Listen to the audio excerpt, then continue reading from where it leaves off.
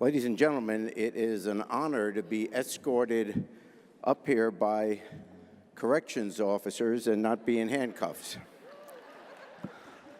So God bless you, and God bless the Union.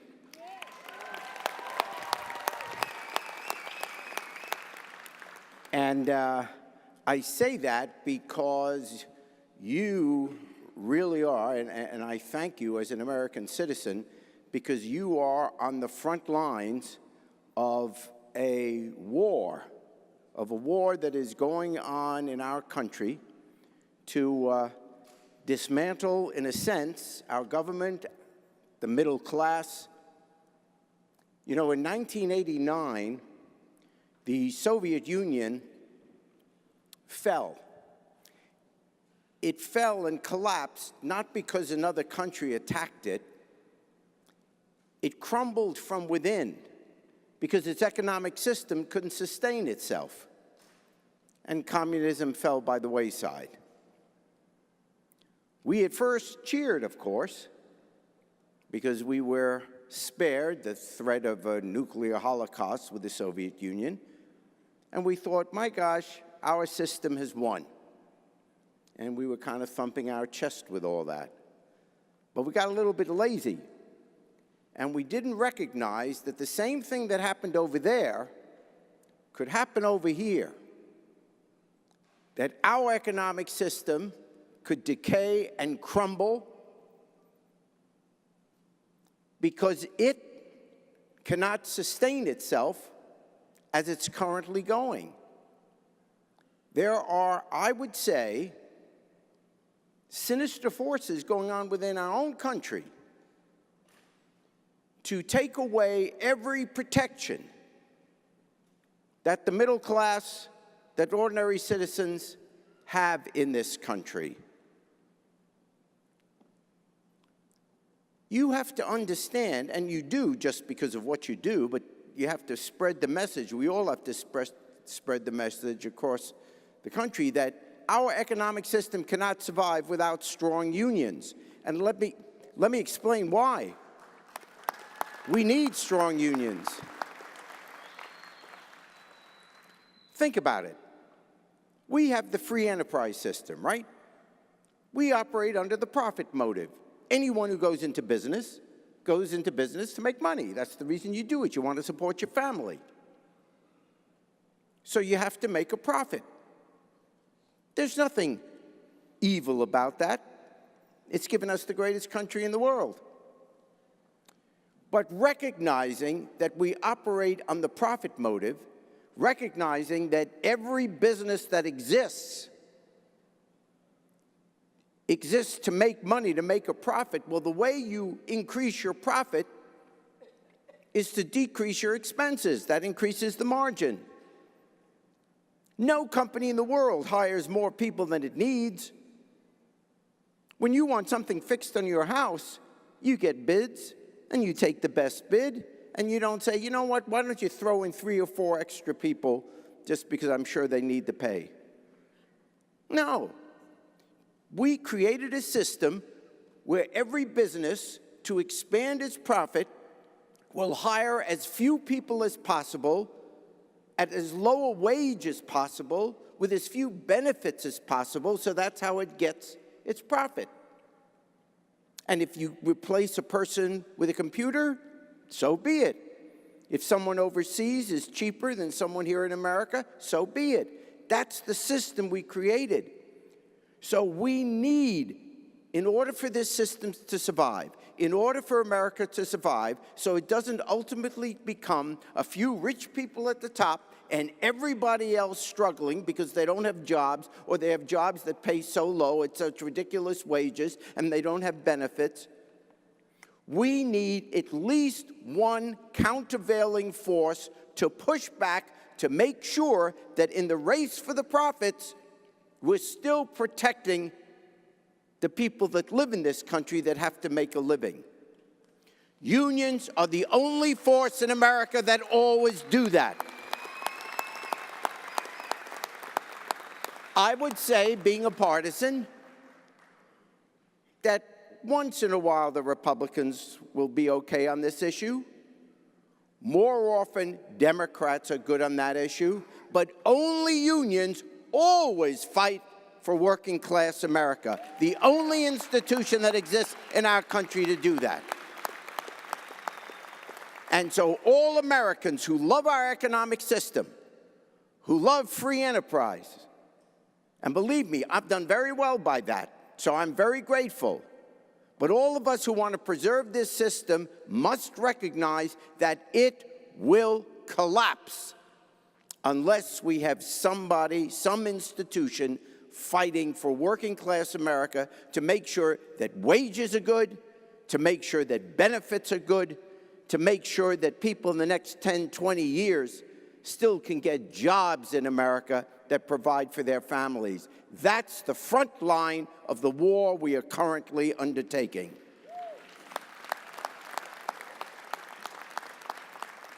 And yet, there really are, I said before, and I don't think I'm exaggerating, I think all you do is read the headlines, sinister forces that are fighting that seem to literally be against American people. 9/11. Next month, it'll be 16 years, hard to believe. But on 9/11, every single American, every single one of us, band together and say, my God, what a disaster, what a horror. On American soil, we've been attacked. 3,000 of our citizens killed at the World Trade Center and the Pentagon. 3,000 Americans dead. And let's be honest, regardless of your politics, every one of us, we all rose up and said, whatever it takes, we're going after al-Qaeda. We don't care how much money it costs. There were no public hearings, let's be honest, about, gee, how much is this going to cost us? Should we, how are we going to pay for it? No, we said, the hell with it. They attacked us. We're going after them. And we all were united because, rightfully so, we were astounded, angry that 3,000 of our citizens had been killed. Well, let me tell you this. The odds of you, any one of us here, leaving this earth because we happen to be in a building that is attacked by planes is about 1 in hundreds of millions. Right? I mean, you don't get up in the morning thinking that, oh my God, is this the day a plane's going to hit this building? God forbid it does. It's horrible. But it was 3,000 out of 350 million Americans. Now let me give you another statistic. Every single one of us, every person you know, we are all ultimately going to leave this earth because of a disease or because of an accident. 350 million Americans will leave the earth because of that. Not because they were in a building hit by a plane, but because of a disease or an accident. So, knowing that the ultimate threat to our lives is a health condition, knowing that going in, what are we thinking that we're not going to make sure that all Americans have health insurance? What are we thinking? This is crazy. I'm not saying you don't spend on defense and protect us against terrorists, but if one enemy will kill 3,000 of us and another enemy will kill 350 million of us, wouldn't you think we'd be okay to spend what it takes to protect us against that which actually threatens us? How dare these people in Congress, in the Senate, in the White House start coming up with excuses why 10, 15, 20 million Americans have to be thrown off health insurance. How can you profess to love America when you don't give a damn about Americans? This is a moral outrage. The very first penny we should ever spend in taxes should be for health insurance. The very first. Think of your own family. Do you have any other priority? Whatever else is going on in your day as you go to work, if suddenly one of your kids is sick, your parent is sick, your spouse is sick, that's the first thing you think about. When you rush with your kid to the hospital and you're handing him to the doctor and say, oh my God, my kid's having trouble breathing, you don't pull your kid back and say, by the way, how much is this going to be? You say, whatever it takes, do it. I'll figure it out later. Take care of my kid. Please, please, please. That's the first priority of everybody. And yet somehow, in our political system, these people go off to Washington, and they think it's perfectly okay when, by the way, we pay for all their health insurance. They think it's okay that, some of you will do without. You know, you should have managed your life better. Let me give you an example. A very wealthy, conservative Republican, let's say, I'm using a stereotype, is living in this beautiful home. And next door happens to be someone that doesn't have a lot of money. Well, one night, it's 3 o'clock in the morning, the doorbell rings. His wife says to him, get up, the doorbell's ringing, what's going on? So he stumbles down the stairs, opens the door, and standing there in the doorway is the next door neighbor holding his 3-year-old child. My child's having trouble breathing. I got to get to the hospital. My car won't start. Could you take me, please, please? He's crying. No human being, I don't care how conservative, how right-wing, whatever, no human being is going to stand there and say, well, you know what? If you would have worked harder in life, you'd be able to afford a car that can get your kid to the hospital, so I'm going back to sleep, slam the door shut. No, we laugh at that example. That's absurd. Every human being would say, oh my gosh, sure. Honey, I'll be right back. I got to take him to the hospital. You grab the keys. You're not even fully dressed. You race the kid to the hospital. That's what every person does. So my question is, what happens to that right-wing conservative, let's say Republican, just for this example, who acts like a wonderful, warm, caring human being, because he is? What happens to him by the time he gets to the voting booth? What happens to that compassion, to that caring, to that sensitivity when he goes in the voting booth and then is willing to vote for people that will vote against health insurance? That's what's wrong with us right now. We're not thinking. You know, maybe we should live our lives remembering what our mothers told us in the 3rd grade. Just be nice. It's such a wonderful political theory. Do the nice thing. Be nice to people. If they need help, let's help them. If you're able to help someone, help them. That's not corny. That's decency. That's what we ought to do, and our government should reflect that. But right now, not just on the issue of health insurance, on a whole bunch of issues, there is a sinister assault on the idea America. Let me explain when I use the term idea America. Understand this. America is an idea. It is the only nation in the history of this planet to be created by an idea. Every other country that ever existed starts out as a tribe, as a race, as an ethnic group, and then they want to expand a little bit, maybe find a warm water port so they can get goods and services, and maybe then they expand to an empire or a kingdom, whatever. Every country has that history in the history of the world, except the United States of America. We weren't a tribe or a particular ethnic group. What we were, it was an idea as articulated in the Declaration of Independence. An idea, not yet a reality, but an idea as written by Thomas Jefferson, that all men are created equal.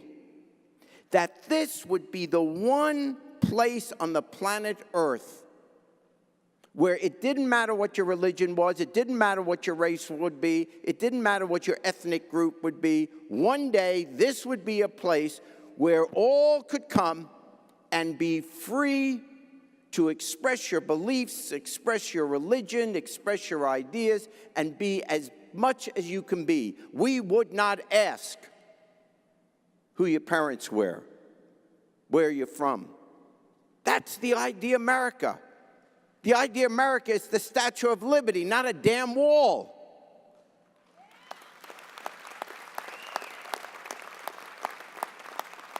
Ronald Reagan, Mr. Gorbachev, tear down this wall. Who ever think we'd live long enough to have a president of the United States who doesn't tear down a wall but wants to build a wall? That's not America. That's not who we are. You don't dismantle the Statue of Liberty, give me you're hungry, you're poor, you're tired. That's who we are. Sure, it's difficult at times. But if you're willing to send your sons and daughters to fight and die for this country, then at least have enough guts to stand up for what America stands for. Otherwise, what did they die for? If you don't believe in the idea of America. My biggest problem with Trump, honestly, is I don't think he believes in the idea of America. Everything, every institution we have which protects this idea is now being challenged. We are a multicultural society. I will say it again. Our heart and soul is being a multicultural society. That's what the Statue of Liberty is. And so, therefore, what is our government doing now?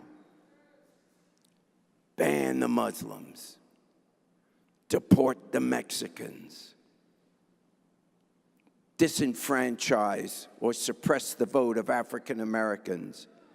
Everything that isn't of one group of people. He wants ethnic purity. Every other race, every other religion, we don't particularly need you here. Cutting immigration in half in the next 10 years. We're not talking about, quote, illegal immigration. We're talking about legal immigration into the United States of America. You're willing to cut that in half in the next 10 years? What is America? This was the place everybody wanted to come to. People aren't dying to get into Syria. There aren't boat people getting there. No, this is the shining light on the hill. And just because of our partisan politics, we can't let that be attacked. Every institution which preserves a multicultural America is now being attacked. The Congress, the courts, every time there's a court decision, well, he's a Mexican judge. Oh, the courts don't know what they're doing. Let's disparage our judicial system. Every time the media raises questions, it's fake news. Don't trust the media. That's exactly what happens in authoritarian countries. That's how dictators come to power.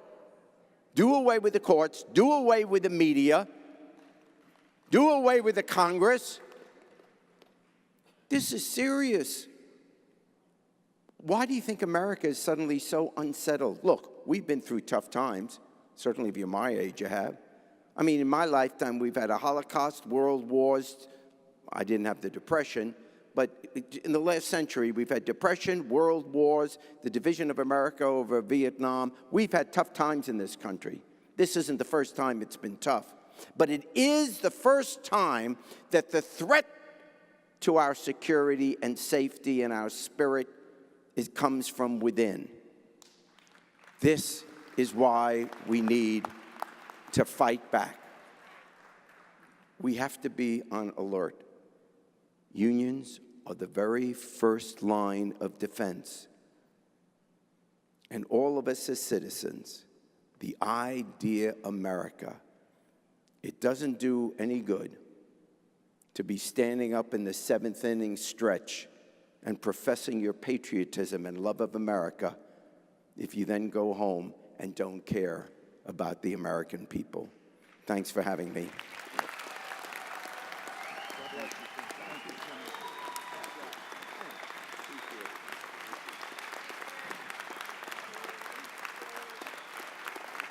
Go ahead.